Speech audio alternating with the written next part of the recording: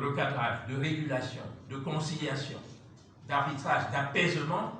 entre les acteurs pour une sortie de crise sur des bases saines, consensuelles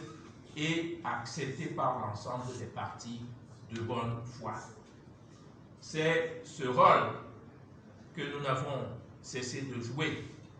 depuis le début de cette crise, et c'est à cela que s'était engagé le Premier ministre chef du gouvernement, qui bien avant la saisine par la LFPC du tribunal arbitral du sport avait instruit que la FECAFOOT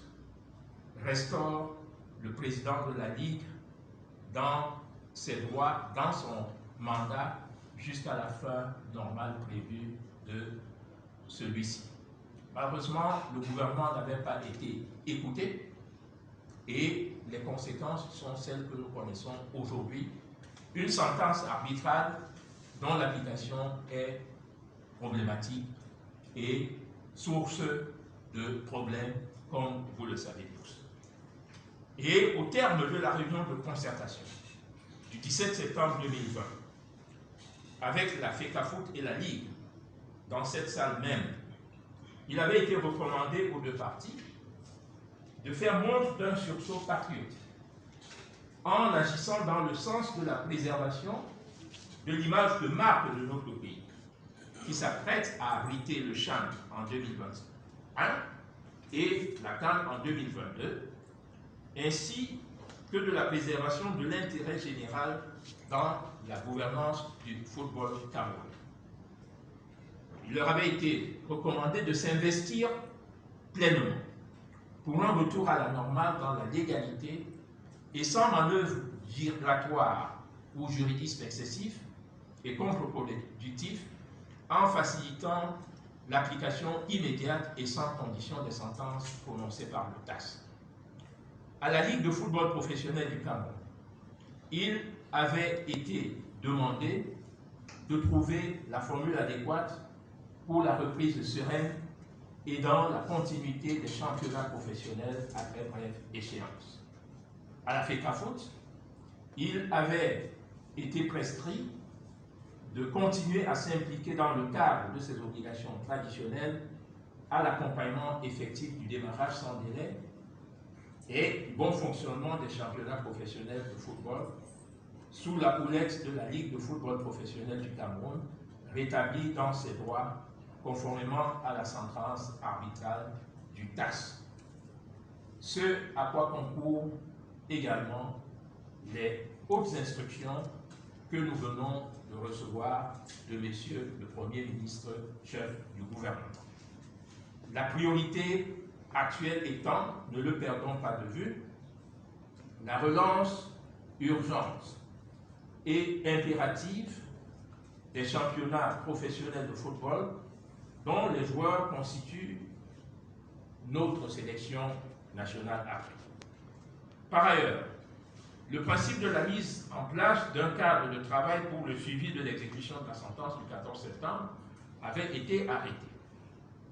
Hélas, les développements afférents à cette sentence et que nous avons tous suivis à travers médias et réseaux sociaux ces derniers temps et à travers diverses correspondances qui nous ont été adressées, nous semblent contraires aux orientations de la réunion du 17 septembre 2020 et aux hautes directives du Premier ministre, chef du gouvernement. En effet, les actes pris récemment par la FECAFOOT sur l'initiative de son bureau exécutif ont été dénoncés et contestés par la Ligue. Il en est ainsi de la mise en exécution unilatérale de la sentence du 14 septembre 2020 qui rétablit non pas seulement la personne du président de la LFPC, mais l'ensemble de l'organe exécutif dans ses droits. Confère communiqués finaux de la réunion du comité exécutif et de l'Assemblée générale de la FECAFOOT le 24 et 25 septembre 2020. La résolution des susdites assises de faire nommer d'autorité le secrétaire général de la LFPC en violation de l'article 40 alinéa 9 des nouveaux statuts de la FECAFOOT, élaboré et validé pendant la suspension de la LFPC, et qui ne lui sont pas opposables. Étant à rappeler qu'au cas même où ce nouveau statut s'appliquerait à la LFPC, le dit article reconnaît au bureau exécutif de la FECAFOOT la faculté de nommer ou révoquer les secrétaires généraux des ligues sur proposition de leur conseil d'administration respectif. Cette exigence de faire participer le conseil administratif de la LFPC conteste et rappelle le président de la Ligue dans plusieurs correspondances n'a pas été respectée. La mise en œuvre de ces résolutions par la nomination d'un secrétaire général à la Ligue en violation des dispositions statutaires de la FECAFOOT est également évoquée par la Ligue.